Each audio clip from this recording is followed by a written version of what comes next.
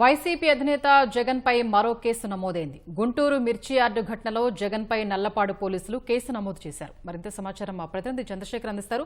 చంద్రశేఖర్, జగన్ పై case నమోదు చేయడంపై వివరాలేంటి? ఏడాది ఫిబ్రవరి 19వ తేదీన వైసీపీ అధినేత జగన్ గుంటూరులోని మిర్చి యార్డును సందర్శించారు. మిర్చి పంటకు ధరలు తక్కువగా ఉన్నాయనే అంశంపైన రైతుల తరఫున ఆయన పోరాడేందుకు వస్తున్నట్టుగా చెప్పారు. అయితే అప్పట్లో శాసన మండలి గుంటూరు కృష్ణా జిల్లాల గ్రాడ్యుయేట్ ఎమ్మెల్సీ ఎన్నికలకు సంబంధించినటువంటి ఎన్నికల ప్రక్రియ జరుగుతోంది. ఎన్నికల కోడ్ కూడా జిల్లా వ్యాప్తంగా కూడా అమలులో ఉంది.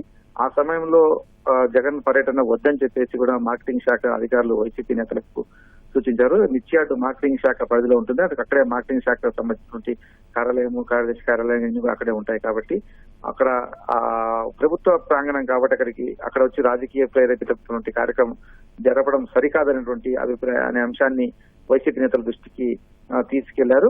అయినప్పటికీ కూడా వైసీపీ నేతలు కానీ జగన్ గానీ ఆ విషయాన్ని పట్టించుకోకుండా ఎన్నికల కోడ్ ఉన్నప్పటికీ కూడా ఉల్లంఘించి ఫిబ్రవరి 19వ తేదీన మిర్చి యార్డులోకి వచ్చారు. ఆ సందర్భంగా కూడా చాలా గందరగోళ వాతావరణం సృష్టించారు. మిర్చి యార్డులో అనుమతి లేకుండా ప్రవేశించినట్టుగా ఆ వైసీపీ కార్యకర్తలందరూ కూడా ఆ మిర్చి యార్డులోని బస్తాలు అవన్నీ కూడా వాటిపైకి ఎక్కి గందరగోళం సృష్టించినటువంటి పరిస్థితి.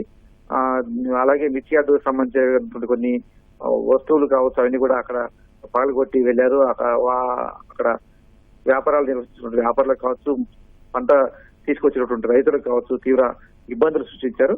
అన్నిటికీ మించి ఎన్నికల కోడ్ అమల్లో ఉన్నప్పటికీ రావద్దని చెప్పినప్పటికీ కూడా జగన్ వచ్చి అక్కడ అంత గందరగోళ పరిస్థితిని సృష్టించారు. దీనిపైన ఆ మసతోజే నల్లపాడు పోలీస్ స్టేషన్ లో కేసు కూడా నమోదైంది. అయితే కేసుకు సంబంధించి పోలీసులు ఎవరెవరి అంత కేసులో పెట్టాలి అనే అంశాలపైన అయితే పోలీసులు బయటికి వివరాలు వెల్లడించలేదు.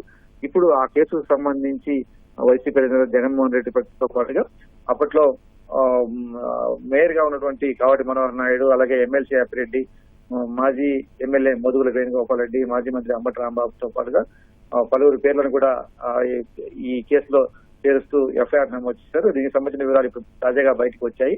ఆ కేసులో ఉన్న వారందరికీ కూడా విచారణకు రావాలని చెప్పేసి నల్లపాడు పోలీసులు నోటీసులు జారీ చేస్తున్నారు. 41A నోటీసులు ఇవాళ అప్పట్లో మేయర్ గా ఉన్నటువంటి కావటి మనోహర్ నాయుడికి నల్లపాడు పోలీసులు అందజేశారు. తాము పిలిచినప్పుడు విచారణకు రావాల్సి ఉంటుందని చెప్పేసి నల్లపాడు పోలీసులు మనోహర్ నాయుడికి చెప్పారు. అయితే మనోహర్ నాయుడు ఆ తర్వాత వైసీపీ నుంచి సస్పెండ్ చేస్తూ జగన్మోహన్ రెడ్డి నిర్ణయం తీసుకున్నారు. ఎందుకంటే ఆయన మేయర్ పదవికి తర్వాత కాలంలో రాజీనామా చేసిన కారణంగా పార్టీకి సరైన సమాచారం ఇవ్వకుండా రాజీనామా చేసిన కారణంతో మనోహర్ నాయుడిని పార్టీ నుంచి సస్పెండ్ చేశారు. ఇప్పుడు ఆయన వైసీపీలో లేనప్పటికీ కూడా ఆయన ఆ కేసు విచారణ అయితే ఎదుర్కోవాల్సినటువంటి పరిస్థితి వచ్చింది.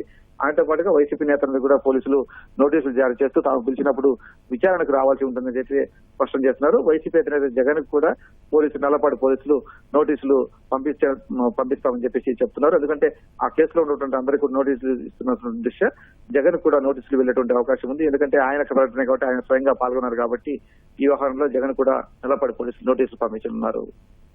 ధన్యవాదాలు చంద్రశేఖర్.